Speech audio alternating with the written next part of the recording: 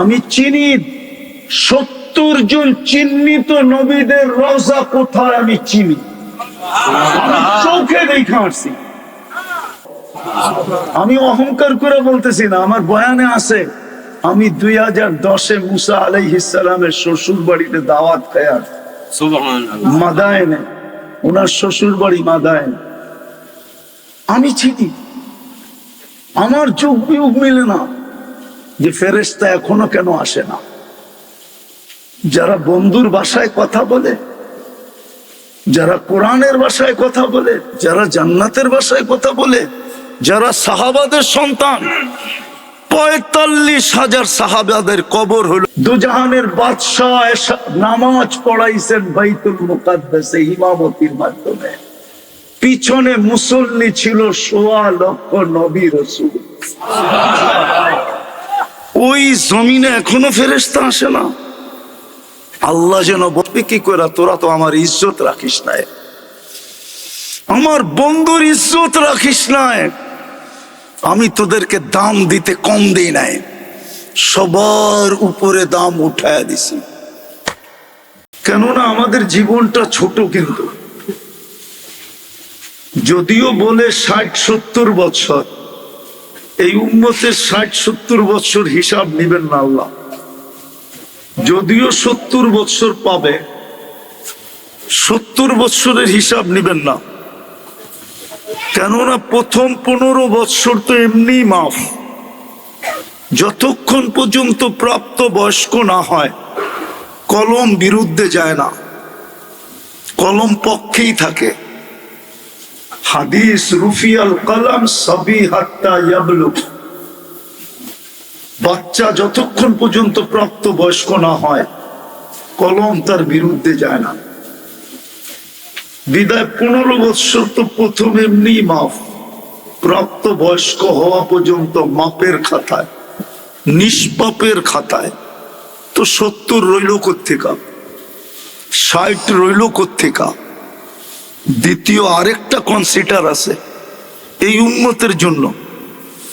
এই উম্মত যতক্ষণ ঘুমায় কলম উঠানো থাকে, বিরুদ্ধে কিচ্ছু লেখা হয় না। হ্যাঁ, সুবহানাল্লাহ, শুধু ছোট করে বললে হবে না, বুক ফাইরা বলা উচিত সুবহানাল্লাহ। এটা আমাদের জন্য আল্লাহর পক্ষ থেকে গিফট। কোন উম্মতকে দিচ্ছেন কিনা আমি ওলামা জানে, আমি জানি না, কিন্তু এই উম্মতের জন্য গিফট। যতক্ষণ ঘুমন্ত থাকবে রুফিয়াল কলম নাইম হাত্তা ইয়াস্তাইকিজ, ঘুমন্ত ব্যক্তি যতক্ষণ পর্যন্ত সজাগ না হবে, ঘুম তাকে যতক্ষণ পর্যন্ত ঘুমন্ত রাখবে কলম বিরুদ্ধে যাবে না।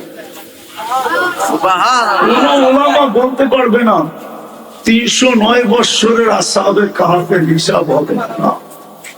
সৌদি যুবরা 27 বছর ঘুমায় আছে। বাংলাদেশের কোন দুনিয়ার কোন আলেম ফতোয়া দিতে পারবে না যে কলম ওর বিরুদ্ধে যাবে। ও এখনো ঘুমাইতেছে 27 বছর টানা, এখনো ঘুমে, কওমাতে আছে, কওমা ঘুমায় আছে। তো ঘুমের ভিতরে যদি 24 ঘন্টার 4 ভাগের 1 ভাগও যায়, তো 60 বছর ভিতর থেকে প্রাপ্ত বয়স্ক হওয়ার থেকে কতটুকু ঘুমের ভিতরে গেল? 4 ভাগের 1 ভাগ। 60 হইলে 45-এর 4 ভাগের 1 ভাগ কত? 70 হইলে 55-এর 4 ভাগের 1 ভাগ কত? এটাও মাফ। বুঝা গেল আমাদের জীবনটা অতি ছোট, অতি অতি। এই উম্মতকে আল্লাহ অতি ছোট জীবন দিয়েছে। কিন্তু জীবনটা ছোট হইলে কি হবে? মূল্যায়নে ভরা, মূল্যায়নে মূল্যায়নে মূল্যায়ন বোঝেন? দামে ভরা, দামে অনেক দাম। আমি এক দুটা দেখায়া কথা আগে নিয়ে যাইতেছি। যদি উম্মতের জীবন দামি না হইতো তাহলে এক রাত্রে 83 বৎসরের ইবাদত কেন দিতেন? রাত্র কয়টা? পরিশ্রম কয় রাত্র? সজাগ কয় রাত্র? ক্লান্ত কয় রাত্র? ইবাদত কয় বৎসরে? 83। ঠিক না? কত? ভুল। কেন আমি খায়ের বাদ দিয়া বলছি 83। যদি খায়ের যোগ করি তাহলে 83,000 বৎসর বললেও ভুল হবে না। কেননা আল্লাহ নিজে বলতেছেন অলি খাইরি লা নিহায়া, আমার খায়ের কোনো সীমা রেখা নাই, আমার খায়ের কোনো। তাইলে 83,000 বৎসর বললেও কম বলছি। পেশাব বসা আছে, ওনারা একটা কথা বলে তাসালসুল। কি কি 83 বৎসরের ভিতরে আরো 83টা লাইলাতুল কদর তো আছে না নাই? হ্যাঁ, ওডি যোগ করলে ওইগুলার ভিতরে আরো 83টা লাইলাতুল কদর আছে কিনা? ওইগুলা যোগ করলে সীমানা পাওয়া যাবে না খুঁজা। তো জীবনটা আমাদের ছোট, গরিপুরের মানুষ ভালো মতে বুঝি, জীবনটা আমাদের ছোট, মূল্যে ভরা, মূল্যে মূল্যে। যুবকের যৌবনটা ছোট, যৌবনটা ছোট, যৌবনটা ছোট। বাংলাদেশের একটা প্রবাদ বাক্য আছে, বলবো? আবার মা বোনরা শুনলে রাগ হয়ে যাবে, ঠিক না? বলবো?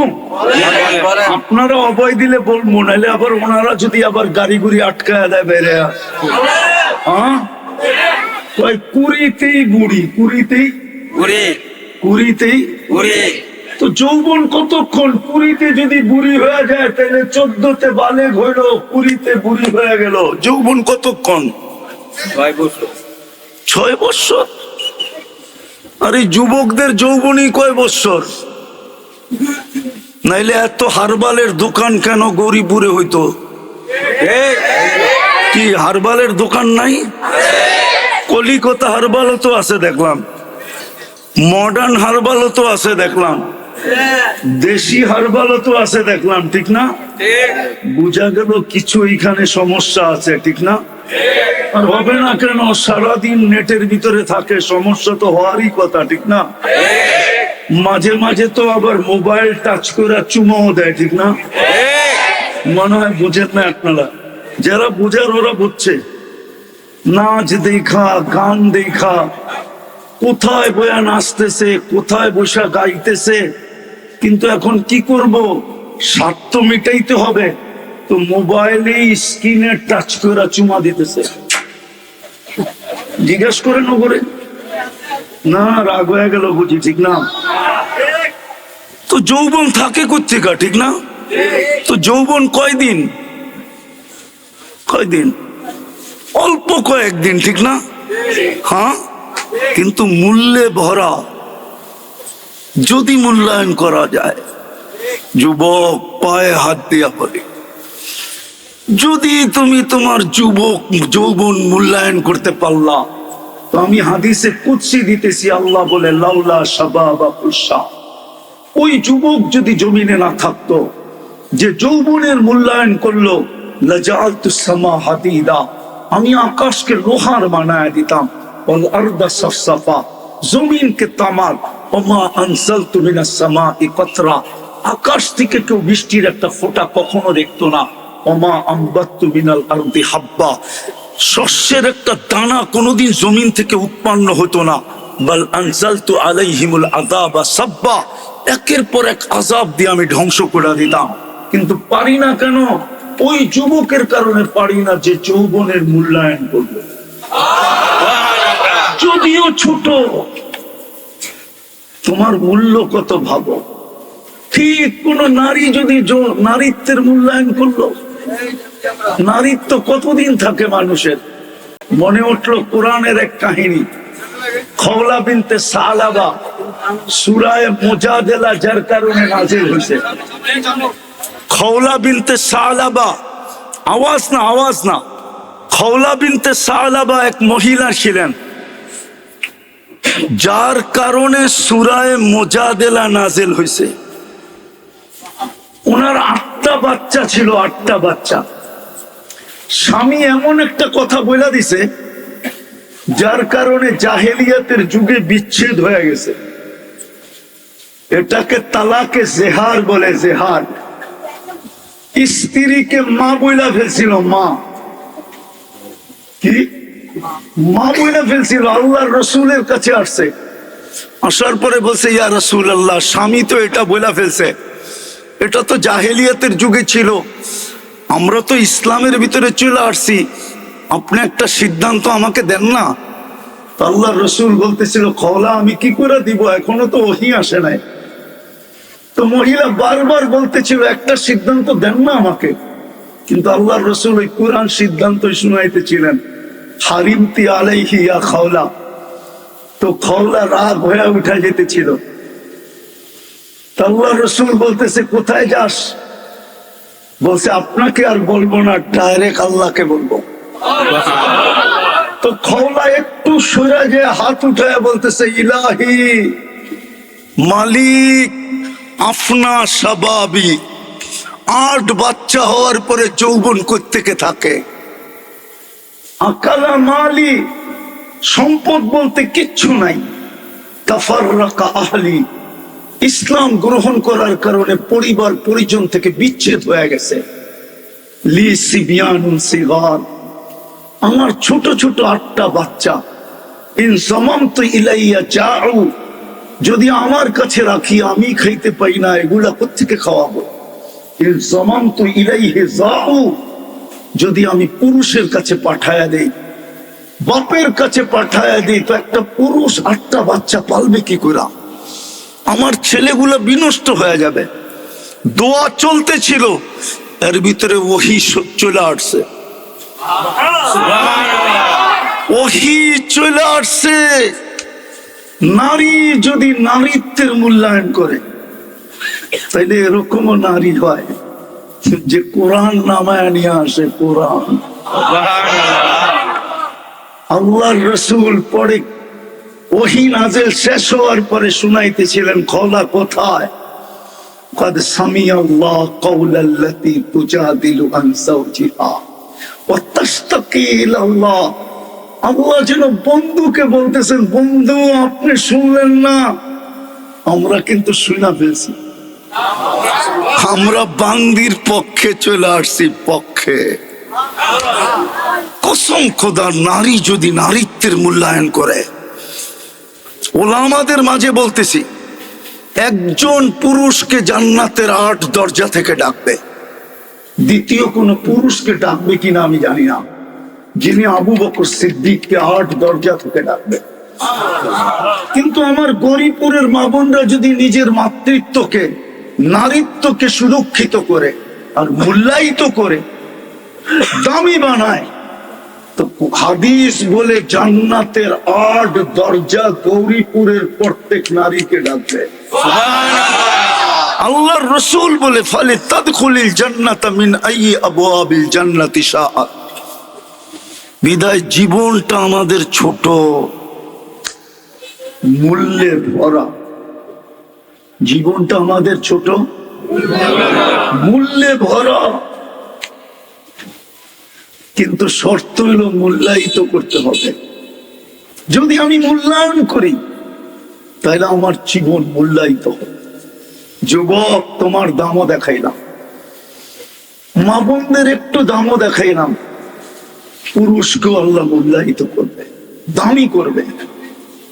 প্রত্যেকটা ব্যক্তিকে আল্লাহ দামি করবে যদি আমরা মূল্যায়ন করি।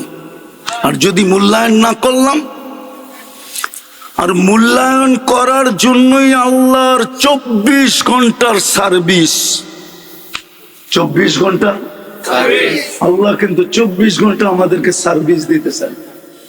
এই জন্য তো আল্লাহ এক জায়গায় বলেন, মান আরাদা আন্নি নাদাইতুহু মিন কারিব। আল্লাহ বলে যখন আমার থেকে বিমুখ হয়ে যায়, সবকিছু পাওয়ার পরে একটু ধ্যান দিয়া শুনতে হবে, তখন আমি কাছের থেকে আইসা বলি ইলা আইন, কই চললি? আমা কুনতা মা আম্মাহিনা, তুই কি নিকৃষ্ট পানির ফোঁটা ছিলি না? ফামান জাআলাকা দামা, তোকে রক্তে রূপান্তরিত কে করলো? ওমান জাআলাকা মুদগা, তোকে রক্তপিণ্ডতে রূপান্তরিত কে করলো? ওমান জাআলাকা ইযামা, তোর কঙ্কালটা কে তৈরি করলো? ওমান কাসা আলাইহি লাহমা, এত সুন্দরভাবে নিখুঁত ভাবে তরু করে গোশতের আর চামড়ার আবরণ কে চড়াইলো? যুবক, কি দেখা 14 তারিখে ফুল দাও বলো? কি দেখা? আরে বলো না, রাগ হয়ে গেল? একটু বলো না, কি দেখা 14 তারিখে ফুল দাও? গোশত আর চামড়ার আবরণ দেখেই তো দাও, ঠিক না? হ্যাঁ, সত্য তো। শুধু ফুল দেয় নাকি? গৌরীপুরের হোটেল গুলা ওই দিন খচা খচ ভরা থাকে, ঠিক না? হোটেলে বসায় খাওয়ায়, ঠিক না? গৌরীপুরের ডাক্তাররা যদি বইলা দিত যে কলিজা বাহির করে বুনা করে দিলে তুই মরবি না, তাহলে মনে হয় যুবকরা কলিজা বাহির করে বুনা করে দিয়া দিত। তারপরও একটু লেখা দে আই ডট ডট ইউ, মনে হয় বোঝে না, ঠিক না? ফিডার খায় তো করতে বুঝবো I dot dot, I dot dot. কিন্তু চেহারা দেখলে তো মনে হয় সবই ছ্যাক্কাউরা, সব ছ্যাক খাইছে। খালি শর্মে পারে না মিছিল করতে, নাহলে ঠেলি করতো। হ্যাঁ, কি দাউদকান্দির পুলিশ গৌরীপুর সামলাইতে সামলাইতে বছর পার হয়ে যেত। ওরা তো ডেলি মিছিল করতো বাড়ির সামনে, যায় বাইর খেয়েছে আমার ভাই, তোর রক্ষা নাই, বাইর বাড়িতে। ফুল দিলাম, খাওয়াইলাম, পার্সেল দিলাম, কলিজা পর্যন্ত দিতে চাইলাম, তারপর লেখা পাঠাইলি না আই ডট ডট ইউ, ঠিক না? কি দেখা ফুল দাও? তোমারে যে ফুলটা দেয় কি দেখা দেয়? এটা দেখা দেয়, ঠিক না? কে সাজাইছে এত সুন্দর চামড়ার গোশতের আবরণ দিয়া? আল্লাহ তো এটাই বলে কাসাইতু আলাইহি লাহমা, তুই তো কঙ্কাল ছিলি, আমি গোশত আর চামড়ার আবরণ চড়াইয়া দিছি। আমা কুনতা সাগীরা, তুই কি ছোট ছিলি না? ফামান কাব্বারা, তোকে বড় কে করলো? আমা কুনতা দাঈফা, তুই কি দুর্বল ছিলি না? ফামান কাওয়াকা, তোকে সুঠামত্ব কে দিল? আমা কুনতা জাহিলা, তুই কি অজ্ঞ ছিলি না? ফামান আল্লামাক, তোকে শিক্ষা কে দিল? আমা কুনতা মিসকিনা, তুই কি মার পেটের থেকে নিশ্চয় আসিস নাই? ফামান আগনাকা, কে তোকে স্বয়ং সম্পূর্ণ করলো? শুধু এখানেই শেষ না, 24 ঘন্টা সার্ভিস দিতেছেন। গরিপুরের মানুষ যদি পানির দামে অক্সিজেন কিনতে হইতো, অক্সিজেন, গরিপুরে একটা টিনের বাড়ি পর্যন্ত হতো না। টিনের বিল্ডিং, টিনের বাড়ি পর্যন্ত হতো না। ডেলি 16,500 টাকা শুধু অক্সিজেনের বিল দিতে হতো। পানির দামে যদি কিনতে হতো, পানির দামে পার লিটার যদি 30 টাকা করে কিনতে হতো অক্সিজেন, আমার গায়েও কাপড় থাকতো কিনা সন্দেহ ছিল। হয়তো লেংটিও জুটতো না। লেংটি 16,500 টাকা ডেলি বিল দিতে হতো। যুবক, ভালো মতে বোঝো, তুমি ডেলি 550 লিটার অক্সিজেন নাও, 30 টাকা যদি পার লিটার হইতো, পূরণ দিয়া দেখো 550 কে 30 দিয়া কয় টাকা বিল হয়? ডেলি 16,500 টাকা, মাসে 4,95,000 টাকা বিল দিতে হবে। জানি না গরিপুরে কিডনি ডায়ালিসিস আছে কিনা। আছে? নাই? কোথায় আছে? দাউদকান্দি, ঢাকা আছে, কুমিল্লা আছে। কুমিল্লা নাই? কুমিল্লা আছে। একবার ডায়ালিসিসে কয় টাকা নেয়? বলুক না পিসা হুজুর, কয় টাকা নেয়? এতটুকু নলেজ তো থাকার কথা। 3,000 টাকা, ঠিক না? হুজুরের টাই মেনে নিলাম। ডেলি 36 বার আল্লাহ আমাদের কিডনিকে ডায়ালিসিস করে। যুবক, একবার ডায়ালিসিস করতে দুনিয়ালারা 4 ঘন্টা নেয়, 4 ঘন্টা। জিজ্ঞাসা করো যার ডায়ালিসিস হয়, ডায়ালিসিসের সময় ওর কষ্টটা কতটুকু হয়। ও যুবক, তুমি বসে আসো, তোমার ডায়ালিসিস হইতেছে 40 মিনিটে একবার কমপ্লিট, 24 ঘন্টায় 36 বার আল্লাহ ডায়ালিসিস করে। হুজুরের কথা বাদ দিলাম, 3,000 টাকা। যদি পার ডায়ালিসিস 100 টাকা আল্লাহ নিতেন, তাহলে ডেলি 3600 টাকা বিল দিতে হইতো।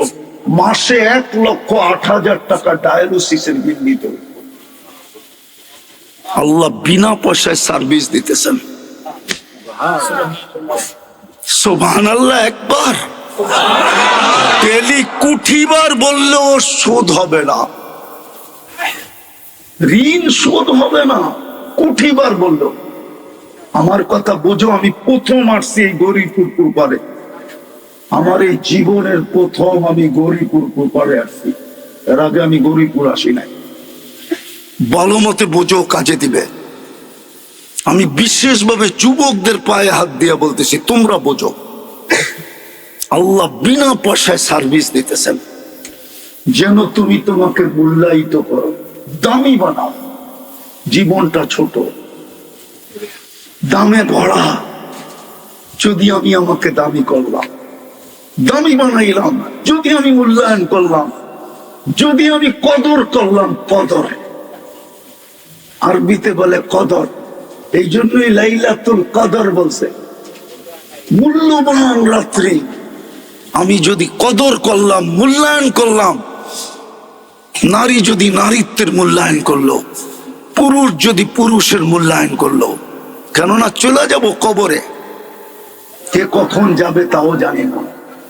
মানুষ শুধু দাফন করে চলে আসবে, আর কেউ খবর নেবে না। এই মজমা একজনও আমাকে বলতে পারবে না যে আমি ডেলি মা বাবার জন্য 2 রাকাত নফল পড়ি। একজনও এই মজমার পিছে সামনে কেউ বলতে পারবেন না যে ডেলি আমি মা বাবার জন্য 2 রাকাত নফল পড়ি। অথচ এই উম্মতকে ফ্যাসিলিটি দিছেন, এই উম্মত ইসালে সওয়াব করতে পারবে। এই উম্মতের মুর্তারা সারা দিন চাতকের মতো তাকায় থাকে যে আমাদের আপন জন আমাদেরকে কিছু কইরা পাঠায় কিনা। কসম খোদা, আমি লিখি নাই, জালালউদ্দিন সুয়ুতি রহমতুল্লাহ আলাইহি লেখছেন। আমি লিখি নাই, ইমাম কর্তুবী লেখছেন। আমি লিখি নাই, আরো বড় বড় মুহাদ্দিসরা কিতাব লেখছেন। আমাদের আত্মীয় স্বজন চাতকের মতো তাকায় থাকে আমরা কিছু কইরা পাঠাই কিনা। একজনও এখানে নাই যে ডেলি 2 রাকাত বাপ মার জন্য পড়ে। অথচ বাপ মার রাখা বাড়িতেই এখন সে জমিদার, ঠিক না? বাপ মার রাখা জায়গাতেই এখন বিশাল বিল্ডিং, উনি বাড়িওয়ালা, ঠিক না? রাস্তায় বাহির হলে বাবুই ভিন্ন, ঠিক না? বাপ বোঝেন? হ্যাঁ, বাবুই ভিন্ন। রাস্তা দিয়ে হাঁটলেও বাপ ভিন্ন, বারাটিয়ার সাথে দেখা হইলে বাপ ভিন্ন। বাড়িওয়ালা বাড়িওয়ালা, জমিদার জমিদার। কে বানায় দিয়ে গেল জমিদার? কে? মা বাবা, ঠিক না? কিন্তু 2 রাকাত তো পড়ি না। আমাদেরও এরকমই হবে, কেউ আমাদের নাম নিবে না, কসম খোদা। আরে নাম যদি নিত, হায় হায় হায়, রাগ হয়ে যাবেন। হ্যাঁ বলবো, আবার উল্টা বুঝবেন না তো। হ্যাঁ, নারায় রেসালত বললে তো কাঁপায় ফেলেন, ঠিক না? না কাঁপান না? কাঁপান। গতকাল শুক্রবার গেছে এই মজমা, বলুক যে 1000 বার দুরূদ কেউ পড়ছে কিনা? 500 বার, 200 বার। অথচ শুক্রবারে তো আপনার আমার নবী মুহাম্মদুর রাসূলুল্লাহ, দুজাহানের বাদশা সৃষ্টির সর্দার ওলামারা যদিও বলে বাদাত খোদা বুজুর্গ, তো কিসসা মুখতাসার, আল্লাহর পরে যার স্থান। আমি বলি এটা আমি মানি, কিন্তু কোরআন আমাকে বলে আল্লাহর পাশে যার স্থান। কার পাশে? আল্লাহর সাথে। কার পাশে? আল্লাহর পাশে। প্রমাণ দিব। কাবা কাউসাইনি আও আদনা সুম্মা দানা ফাতাদাল্লা ফাআওহা ইলা আবদিহি মা আওহা। কোরআন তো বলে আল্লাহর পাশে যার স্থান। উনি আমাদেরকে অনুরোধ করছিলেন, উনি আমাদের কাছে আবেদন করছিলেন, উনি আমাদের কাছে দরখাস্ত করছিলেন, অনুনয় করছিলেন, বিনয় করছিলেন যে শুক্রবারে আমার উপরে বেশি বেশি দুরূদ পড়ো। জিজ্ঞেস করেন ওরা আমাদের কাছে হাদিসে নাই না? নাই। আকসিরু আলাইয়া সালাম, আমার উপরে সবচেয়ে বেশি দুরূদ পড়ো শুক্রবারে। 6 দিন পারো না, কোনো আপত্তি নাই, শুক্রবারটা আমাকে দিয়া দাও। আমার উপরে যত পারো দুরূদ পড়ো, শর্ট থেকে শর্ট পড়ো। আল্লাহুম্মা সাল্লি আলা মুহাম্মদ 1000 পড়তে মনে হয় 10 থেকে 15 মিনিটের উপরে লাগে না, কিন্তু একজনও তো হাত উঠাইল যে আমি 1000 পড়ি। অথচ আপনার জন্য তো চোখের পানি 23 বছর থামায় নাই। আমি দলিল দিতেছি গৌরীপুরে আল্লাহর রাসূলকে জিবরিল মিকাইল জিজ্ঞাসা করছে মা যালা আরাকা তাবকি, যখন দেখি কাঁদেন কেন? বসে উম্মতের জন্য চোখের পানি থামতে চায় না। যে 23 বছর আমাদের জন্য চোখের পানি থামান নাই। ও গৌরীপুরের মানুষ, আপনাদের ভিতরে আমাদের ভিতরে কি দিল না পাথর? দিল না পাথর? দিল। তাইলে একটু ভাবেন, 23 বছর চোখের পানি থামতে দেন নাই। দুনিয়ার থেকে যখন বিদায় নিতেছিলেন চোখে পানি, জিবরিল জিজ্ঞাসা করছে আতাবকি ওয়া আনতা ইলা রফিকিল আলা, আপনি এখনো কাঁদেন? আল্লাহর সান্নিধ্যে চলে যাবেন এখন। ঊর্ধ্ব জগতে খুশির বন্যা বইতেছে, প্রত্যেক আকাশে খুশি আর খুশি। ফেরেশতা কানে কানে বলতেছে হাবিব ইয়াসিলুল হাবিব, আজকে বন্ধু বন্ধুর কাছে চিরদিনের জন্য চলে আসবে, আর আপনি কাঁদেন। তো বসে জিবরিল ফামান লিবাদি উম্মতি, কাঁদবো না কেন? আমি উম্মত কার কাছে রেখা যাব? আমার উম্মতকে কে দেখা রাখবে? আমার উম্মতকে কে পাহারা দিবে? তো আল্লাহ জবাব পাঠাইছে লা আতরুকু উম্মাতাকা ওয়াহদা ওয়ালা ফারদা, বন্ধু চলে আসেন, আমি দেখা রাখবো। আমি যিনি কবরে এখনো কাঁদতেছেন উম্মতি উম্মতি করে, বলো কোলামা দেখে কি দেখে না স্বপ্নে? এখনো কবরে কাঁদতেছেন উম্মতের জন্য। আমি তো মদিনা মুনাওয়ারা গেলে আমার মন চায় যে যদি আমাকে অনুমতি দিত তা আমি রওজায় কান লাগায় শুনতাম যে ভিতরে চিৎকার দিতেছে কিনা, মা বি উম্মতি, আমার উম্মতের কি হইলো? এরা কেন আমার সাথে বিদ্বেষ করতে শুরু করলো? এরা কেন আমার আদর্শকে ছেড়া দিল? এরা কেন আমার চোখের পানিকে ভুলা গেল? এরা কেন আমার কষ্টকে ভুলা গেল? আমি তো এদের জন্য সমগ্র জগতের চাবিও নিলাম না, আমি তো কোনোদিন ময়দার রুটি খাইও দেখলাম না, আমি তো মাসের পরে মাস ঘরে চুলা জ্বলতে দিলাম না, আমি তো পেটে পাথর পর্যন্ত এদের জন্য বাঁধলাম, আমি তো দাঁড়াইতে পর্যন্ত পারলাম না, তো বৈশা বৈশা নামাজ পড়লাম। আজকে আমার উম্মত আমার আদর্শ কেন ছেড়া দিল? যুবক কেন আমাকে ভুলা গেল? নারী আমাকে কেন ভুলা গেল? পুরুষ আমাকে কেন ভুলা গেল? শিক্ষিত আমাকে কেন ভুলা গেল? অশিক্ষিত আমাকে কেন ভুলা গেল? আমি তো সবার জন্যই চোখের পানি জড়াইছি, আরো সে যাইও তো আমি এদেরকে ভুলি নাই। কসম খোদার, আরো সে যায় বলেন নাই। যদি বলতেন তাহলে আপনি ও আলা ইবাদিল্লাহিস সালিহিন, আপনি আত্তাহিয়াতের ভিতরে পড়েন তো পড়েন কি করে? আল্লাহ তো বন্ধুকে সালাম দিছিল, আমাদেরকে তো দেন নাই। বন্ধু তো চিৎকার দিয়ে উঠছে আমাকে সালাম উম্মত, আল্লাহ বলছে এইখানে উম্মত। বলছে উম্মত এইখানে আসবে না তো আসবে কোথায়? তো বলছে উম্মতের জন্য কি চান? তো নিজেই চায়া ফেলছে, ওয়ালা ইবাদিল্লাহ সালিহিন, যতটুক আমাকে দিলেন অতটুক আমি উম্মতকে দিলাম। এই জন্যই কোন কিতাবওয়ালা লেখছে, কিতাবওয়ালা, আমি জানি না সঠিক লেখছে না ভুল লেখছে, কোন কিতাবওয়ালা লেখছে আমাদের নবীজি নাকি আল্লাহকে বলছিলেন আনতা রব্বুল করিম, আপনি রব্বে করিম, আনা নবিয়্যুর রহিম, আমি নবী রহিম, কাইফা তুদাইয়ু হাদিল উম্মাহ বাইনাল করিম ওয়ার রহিম। আপনার আর আমার মধ্যখান থেকে শুরুতে আপনি, শেষে আমি, উম্মত দুজকে চলে যাবে, আমি মনকে বুঝাবো তো বুঝাবো কি করে? তো আল্লাহ নাকি জবাব দিছিলেন, কসসামতুল কিয়ামাতা কিসমাইন, আমি কিয়ামতকে দুই ভাগে ভাগ করছি। আমি জানি ১৬ লক্ষ নবীর ভিতর থেকে ৩১২ জন ১৩ জন রসুলের ভিতর থেকে ৪ জন কিতাবদারী রসুলের ভিতর থেকে আপনি একা ব্যক্তি যে কিয়ামতের দিন উম্মতি উম্মতি বলে চিৎকার দিবেন। বিদায় কসসামতুল কিয়ামাতা কিসমাইন, আমি কিয়ামতকে দুই ভাগে ভাগ করে দিছি। আনতা তাকুলু উম্মতি, আপনি উম্মতি বলে চিৎকার দিবেন। আনা আকুলু রহমতি, আমি বলবো ৯৯ রহমত রাখা আছে। সাউতুতা, আপনি চাইতে থাকেন আমি দিতে থাকবো। সাফি তুসাফা, আপনি সুপারিশ করতে থাকেন আমি মঞ্জুর করতে থাকবো। আপনি সুপারিশ করতে করতে ক্লান্ত হয়ে যাবেন, আমি দিতে দিতে ক্লান্ত হব না। আপনি চাইতে চাইতে ক্লান্ত হয়ে যাবেন, আমি মঞ্জুর করতে করতে ক্লান্ত হব না। আল্লাহর রাসূল মধ্যখানে একটা কথা বলেই ফেলছেন, এটা অনেক আগেই বলে ফেলছিলেন। অদ্দোহা যখন নাজেল হয়, সাউফা ইউতিকা রাব্বুকা ফাতারদা, আপনাকে আমি রাজি করে ছাড়বো।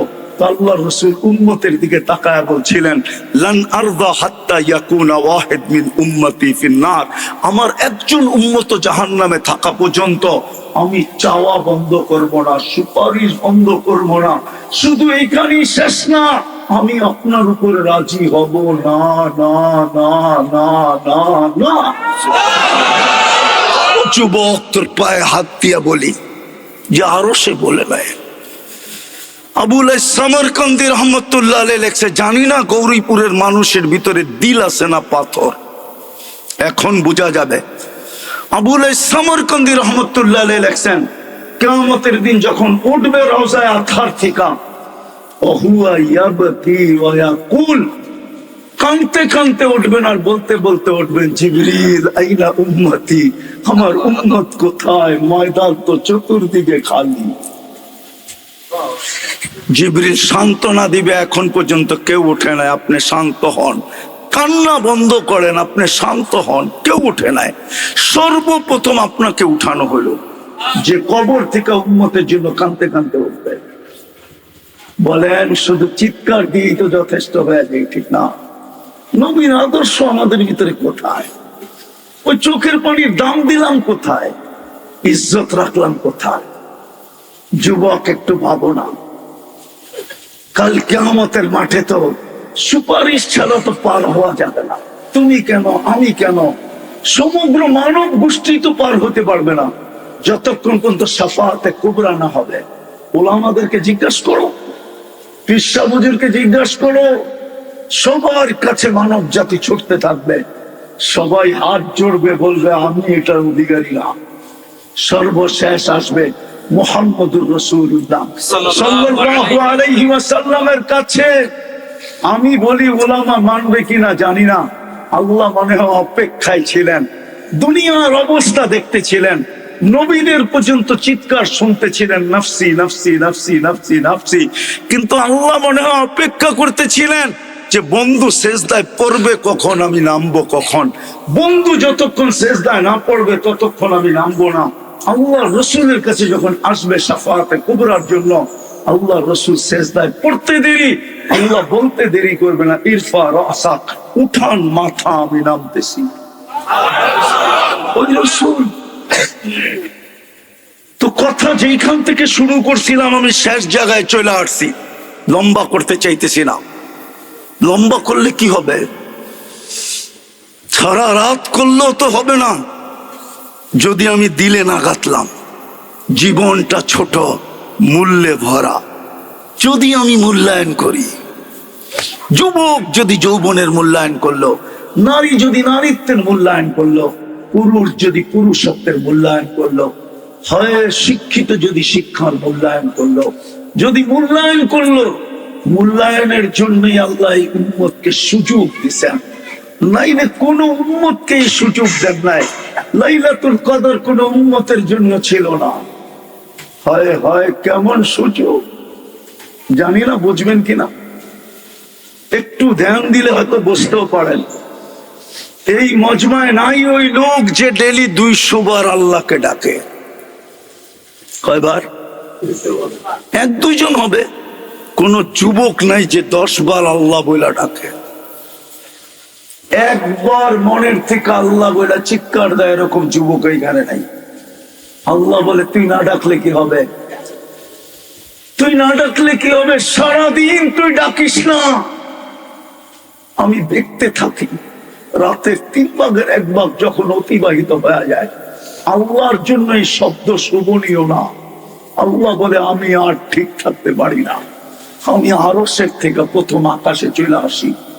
আর আইসা একজনের জন্য ফেরেশতা আসতো, একজনের জন্য।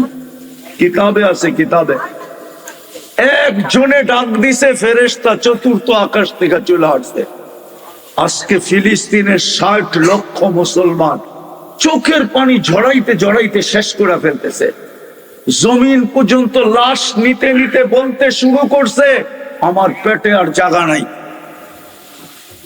রক্ত জড়তে জড়তে মনে হয় জমিন পর্যন্ত বলতেছে যে আর ভিতরে নেওয়ার সুযোগ নাই। 2 দিন পরে পানি উঠলো, রক্ত মিশ্রিত উঠবে, এত রক্ত আমার পেটে চলে আসছে। কিন্তু ফেরেশতা আসার কোন চিহ্ন আমরা দেখতেছি না। হবে না তো হবে না কেন? নবীজির আদর্শ আমরা ভুলে গেছি, সব বাদ দিলাম। একটাও যদি ধরে রাখতাম, যেটা ডাকার দায়িত্ব আল্লাহ নিজে নিলেন, বন্ধুর দিকে তাকায় ডাকার দায়িত্ব নিছেন, নাইলে কোন উম্মতকে ডাকার দায়িত্ব আল্লাহ নেন নাই। নামাজ সমস্ত উম্মতের জন্য ছিল, কিন্তু ডাকার দায়িত্ব আল্লাহ নেন নাই। কিন্তু বন্ধুর মনের দিকে চেয়ে যখন মুসা আলাইহিস সালাম খোঁচা মেরা দিছেন যে 5 ওয়াক্ত আমি 2 বেলা পড়াইতে পারি না, আপনার উম্মত 5 বেলা পড়বে কোত্থেকে, কমায় নিয়ে আসেন। যখন মুসা আলাইহিস সালাম দিলে তাক দিয়া দিছেন, তো ভিতরে চিন্তা জাগতে ছিল, 9 বার গিয়া তো কমাইতে কমাইতে 5-এ নিয়ে আসলাম। ছিল তো 50, 9 বারে 45 কমায় দিল, 5-এ নিয়ে আসলাম। এখন আবার যাব কমাইতে। আবার বলতেছে অভিজ্ঞ লোকটা উম্মত যদি না পড়ে, আমার মনে হয় তখনই আল্লাহ কানে কানে বলছিলেন, বন্ধু নিয়ে যান, আমি ডাইকা ডাইকা পড়ায় দিব। আজকে ডেলি 5 বেলা কে ডাকে? কে ডাকে? আরে গৌরীপুরের মানুষ শুধু আল্লাহ ডাকে নাকি? আল্লাহর সাথে সাথে তো রহমানও ডাকে, রহিমও ডাকে, মালিকও ডাকে, কুদ্দুসও ডাকে, সালামও ডাকে, মুমিনও ডাকে, মুহাইমিনও ডাকে, আজিজও ডাকে, জব্বারও ডাকে, মুতাকাব্বিরুল খালিকুল বারিকুল মুসাব্বিরুল গফফারুল কহ্হারুল ওয়াহাবুর রাজ্জাকুল ফাত্তাহুল আলিমুল কাবিদুল বাসিতুল খাফিদুর রাফিউল মুইজ্জুল মুদিল্লুস সামিউল বাসীরুল হাকামুল আদলুল লতীফুল খাবীরুল হালিমুল আযীমুল গফুরুশ শাকুরুল আলিকুল কবীরুল হাফিজুল মুকিতুল হাসিবুল জলিলুল করিমুল রকিবুল মুজিবুল ওয়াসি আল হাকিমুল ওয়াদুদুল মজিদুল বাঈসুশ শাহীদুল হকুল ওয়াকিলুল কবিয়ুল মতিনুল ওয়ালিকুল الحميد المحصي المبدي المعيد المحيي المميت الحي القيوم الواجد الماجد الواحد الأحد الصمد القادر المقتدر المقدم المؤخر الأول والآخر الظاهر والباطن الوالي المتوالي البر التواب المنتقم العفو الرؤوف مالك الملك ذا الجلال والإكرام المقسط والجامع والغني والمغني المانع الضار النافع النور الهادي البديع والباقي الوارث والرشيد الصبور جل জালালু 99 পদের মালিক আল্লাহ ডাকে। তারপরেও 90 ভাগ মুসলমান নামাজ পড়ে না। ফেরেশতা আপনার জন্য পাঠায়, তো পাঠায় কি করে?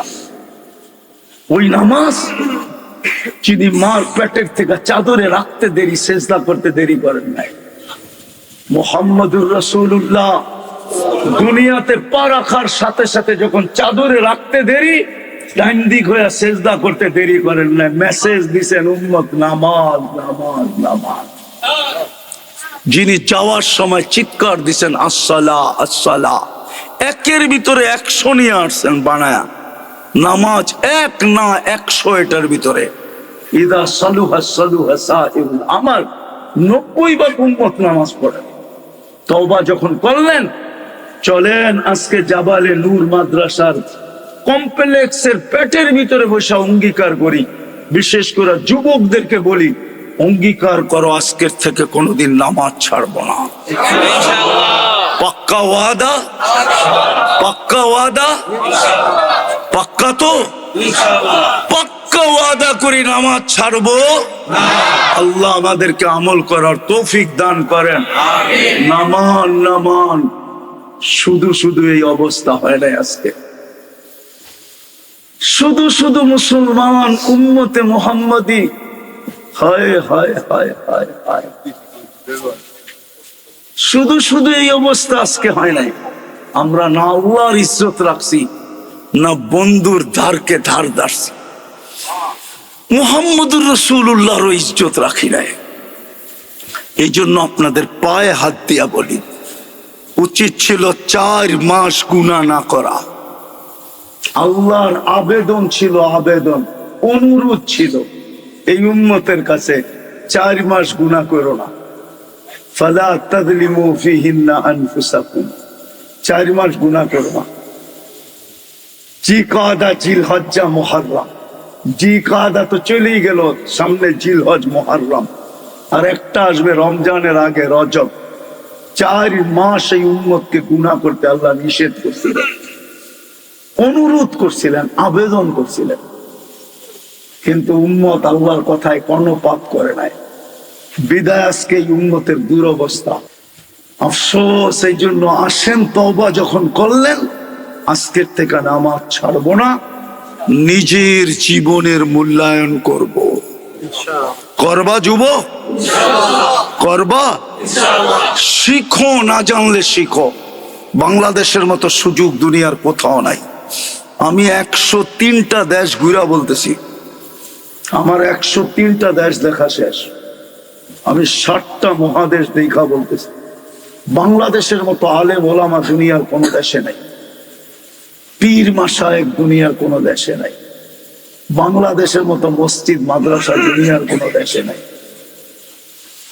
এই দেশে থাকার পরেও যদি না শিখলাম, তাহলে আল্লাহর কাছে জবাব দিব তো দিব কি করে?